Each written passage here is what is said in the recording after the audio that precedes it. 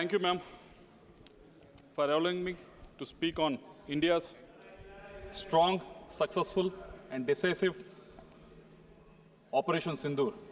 I wish opposition has taken this spirit and expressed it. Ma'am, before I start my speech, let me quote from Kautilya's Ardhashastra. When a righteous king is attacked without a cause, he must retaliate with all his might to protect his people. These are the words from Ardhashastra. These are not just ancient wisdom. They are our responsibility today, responsibility to act, to lead, responsibility to defend. 22nd April 2025, in Pahalgam, Kashmir has seen what has happened, India has seen what has happened, world has seen what has happened. 26 civilians were killed, 20 others were injured. It was more than a violence. It was an assault on the soul of India. Tourists were held at gunpoint, asked about their religion. Based on that, they were shot dead. They were shot dead in front of their children. They were shot dead in front of their wives. This is not war, it was slaughter. Just 10 days before this has happened, I was there in Kashmir. Kashmir was thriving. Tourists were everywhere.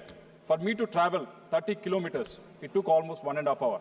When I asked the driver, taxi driver, he was telling me, the last 4 years or so, the tourists were flocking into Kashmir and the economy was thriving.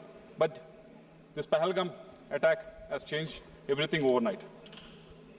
And India, as Kautilya said, has responded. On May 7th, Operation Sindoor was not just a retaliation, it was a statement of restraint, a statement of precision, a statement of resolve.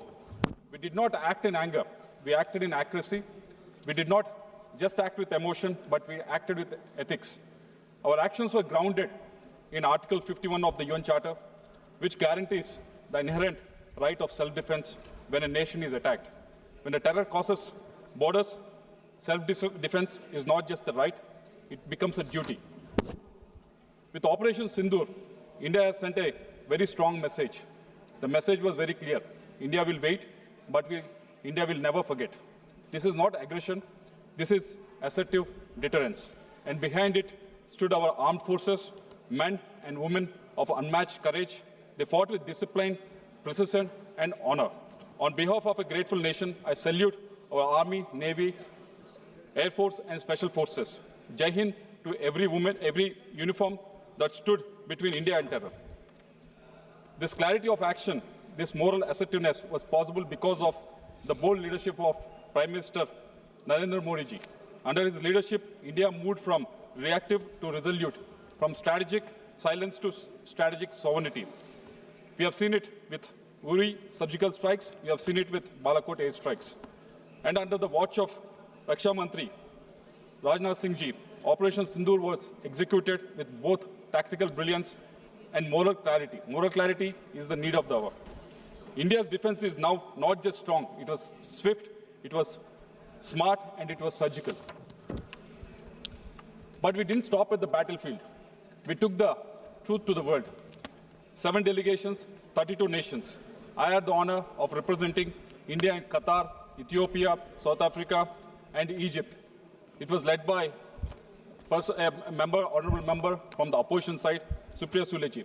The members in this delegation came from all political parties, but when we were overseas in this delegation, we were all talking in one voice. And what we witnessed there, when we went there, was not just diplomacy. We saw solidarity. The world stood with India, not in sympathy, but in shared conviction. They saw what we stand for and what Pakistan stands for. India has a thriving democracy, whereas on the other side, Pakistan is literally an army-owned state. It has not had a prime minister who has completed 5 years of term after their independence. World has also witnessed what India has given. India has given non-violence and Gandhiji. Pakistan has given world terrorist training camps. We have given refugee to Dalai Lama, and Pakistan has given refugee to Osama bin Laden. We exported teachers, technology, and trust. whereas Pakistan exported terror. The world understands this, and it stood with us. That solidarity was not accidental. It was earned by our External Affairs Minister, Jaishankar ji, and our diplomats who worked tirelessly across the continents. Our diplomats has positioned India as a voice of clarity, of responsibility, and of resolve in the divided world. But when we reflect on Pahalgam, on Operation Sindoor, and diplomacy that followed, three urgent truths emerge. The first action point, it is time the United Nations defined terrorism. For over 30 years, India's proposed comprehensive convention on international terrorism has been ignored. It has taken so many lives. Let's not just debate about terror, let's start about defeating it. And a terrorist is not a freedom fighter, he has no religion, he has no political ideology. A terrorist is a terrorist. We call upon the government to lead a global campaign for this long overdue definition to give the world moral clarity and legal tools to act, because I believe only India can lead this campaign. Second action point, we must work actively with like-minded nations to ensure Pakistan is relisted on the Financial Action Task Force. India must ensure that sponsors of terror are held accountable. UN Security Council Resolution 1373 passed after 9/11 requires every nation to deny financing, sheltering, and supporting terrorists. But across our borders, terrorists are not just shielded, they are celebrated. Their names are painted on the billboards. Their hate is shouted in public squares. Pakistan impunity has cost lives, Indian lives, global lives. We have gone across every country which has faced terror. Definitely in the terrorist activity, Pakistani fingerprint is very much visible. And the world can no longer look away. We call upon the government to use India's growing global influence to build a coalition for counter-terror finance and to ensure Pakistan duplicity is exposed and punished.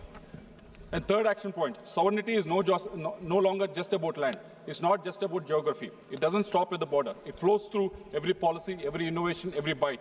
It's about future readiness, digital, economic, energy-based, and more so importantly, defense. We have seen the example with regards to what's happening in Russia and Ukraine war. Both the countries are waging a war for a very long time, but now none of them are able to move an inch forward because technology is advancing so fast so that both the countries can really catch up. Yes, India has been the largest importer of defense in the world in 2014, but that has changed in the last 10 years. Now 60% of weapons and equipment are Indianized and domestically manufactured. But it's high time India creates a DARPA-style innovation agency, agile, autonomous, and outcome-driven to lead breakthroughs in defense tech mainly. Because in this era, technology is the new territory. If we don't climb it, someone else will. A sovereignty must be designed, coded, and manufactured in India. Example I want to give you is Marut. It was designed by HAL, first fighter jet designed and built in Asia outside the Soviet bloc in 1960s. It was there in India, a jet fighter which was designed and manufactured and delivered in India. It was in action. It has seen the action in 1971 Indo-Pak War also. But when it was there in 1960s, it should have actually gone in the right direction, wherein we should have had much better jet fighters. But somehow it has digressed and we are not able to deliver that. It's because unless we have a great vision, unless we have a strong leadership, it will not happen. So I request government to actually look at in a direction in such a way that this defense technology gets enough funding so that Indian manufacturing, Indian defense tech can be on par, because going forward, our sovereignty depends on how much and how well we can innovate, how much and how fast we can innovate in this country. Operation Sindoor showed what India can do in critical hours. Now let's show what we can do in transformational decades. Sovereignty is not just about the LOC, it's about labs, our code, our skies and our chips. Let's not just defend India, let us define the future, not just power of strength, but a force of foresight. This is India's movement. I believe that rooted in our constitution, aligned with the international laws, protected by our armed forces, led by our bold leadership in the form of our Prime Minister Narendra Modi ji, and driven by the will of 1.4 billion Indians. Thank you. Jai Hind.